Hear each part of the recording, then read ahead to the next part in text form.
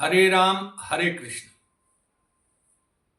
आज हम वाल्मीकि रामायण के पंचम सर्ग का बालकांड के पंचम सर्ग का पाठ करेंगे। पूर्व में चतुर्थ सर्ग में वर्णन है कि लव कुश श्री राम जी के दरबार में अयोध्या में जाते हैं और रामायण महाकाव्य को सुनाते हैं। उसी के क्रम में पंचम सर्ग में है कि वो महाकाव्य में जो सुनाते हैं वो इस प्रकार है कि महाराज मनु द्वारा पूरी पृथ्वी पे जिस प्रकार से राज किया जाता रहा उन्हीं की वंशावली का वो गुणगान कर रहे हैं। और इसमें वर्णन है कि अयोध्या भी मनु महाराज द्वारा ही बसाया गया है।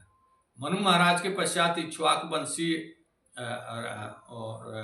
ककुस्थ रघु के पश्चात सगर, अंशुमान, दिलीप, भगीरथ के क्रम में राजा दशरथ अयोध्यापुरी पे शासन करते हैं। कोसल नाम का एक जनपद है, वाल्मीकि रामायण में जनपद का जिक्र है। कोसल नाम का एक राज्य है, उस राज्य में अयोध्यापुरी नाम का नगर है जो बहुत ही सुंदर करीने तरीके से बसाया गया है। महाराज दशरथ ने इसको बहुत ही सुंदर और सुरक्षित बना करके इस पुरी को रखा है।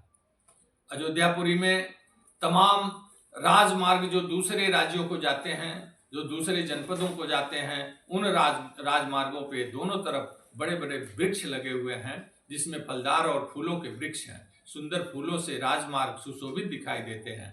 प्रतिदिन उन वृक्षों में जल से छिड़काव किया जाता है।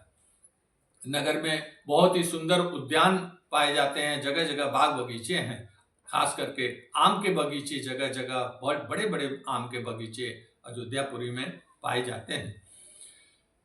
नगर का वर्णन और आगे इस प्रकार है कि बहुत ही सुंदर पृथक पृथक बाजार है। अयोध्यापुरी में पृथक पृथक बाजार हैं जहाँ पे दूसरे जनपदों और दूसरे राज्यों से वैश्यों और व्यापारियों का आना जाना और चहल पहल लगा हुआ है।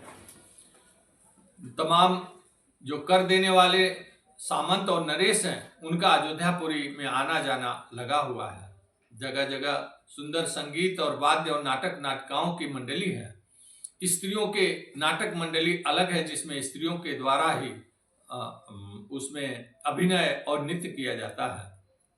ऐसे सुंदर नगर राज्य में चारों तरफ बड़े बड़े महल पाए जाते हैं। बहुत सुंदर सुंदर महल हैं। उन महलों में सोने और चांदी के साथ साथ रत्नों और नीलम माणिक से उनके दरवाजे और महल की दीवार सुशोभित है। जगह जगह सोने के महल के जो गुंबदें हैं वो सोने से आच्छादित हैं। बहुत ही सुंदर महल अयोध्यापुरी में पाए जाते हैं।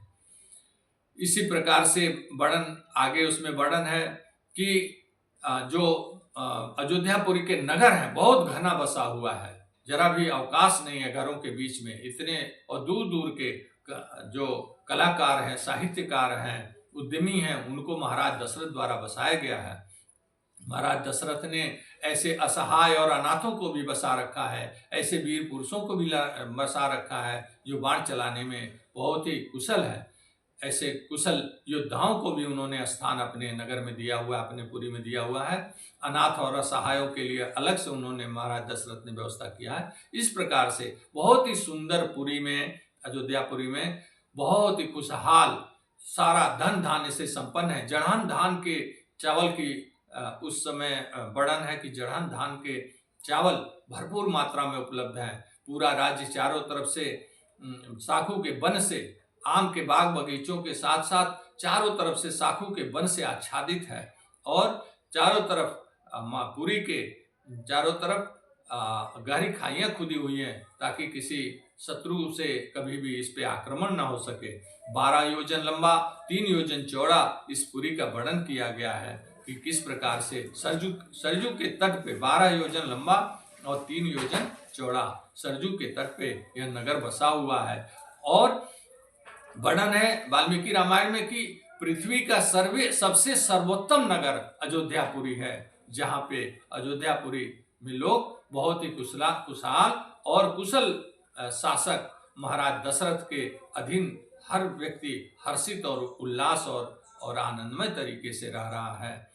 इस प्रकार से अयोध्यापुरी का वर्णन करते हुए लौह कुश अपने महाकाव्य में इन प्रसंगों को शामिल करते हैं और राम दरबार में वह सुनाते हैं। अयोध्यापुरी का सुंदर अति उत्तम तमाम उसमें वर्णन है कि दूत फलक के समान नगर को सजाया गया है, यानी आर्किटेक्ट उसका जो था नगर का, अयोध्यापुरी का, वो आर्किटेक्चर के हिसाब से बनाया गया था। दूत फलक शब्द आता है कि उस तरीके से जिस तरह से दूत बिछाया जाता है उस प्रकार से उसको करीने से सजाया हुआ नगर बनाया गया है और उनके मार्ग स्वच्छ और सुंदर हैं। उनके जगह जगह लोगों के सुविधाजनक वस्तुएं उपलब्ध कराई गई हैं जो राजा के द्वारा सारी व्यवस्थित की गई है। ऐसे सुंदर अयोध्यापुरी का वर्णन इसमें पंचम सर्ग में पाया जाता है। इसी से वाल्मीकि रामायण के श्रृंखला के अगली कड़ी में हम षष्ठम सर्ग का वर्णन अगली बार करेंगे। जय श्री राम।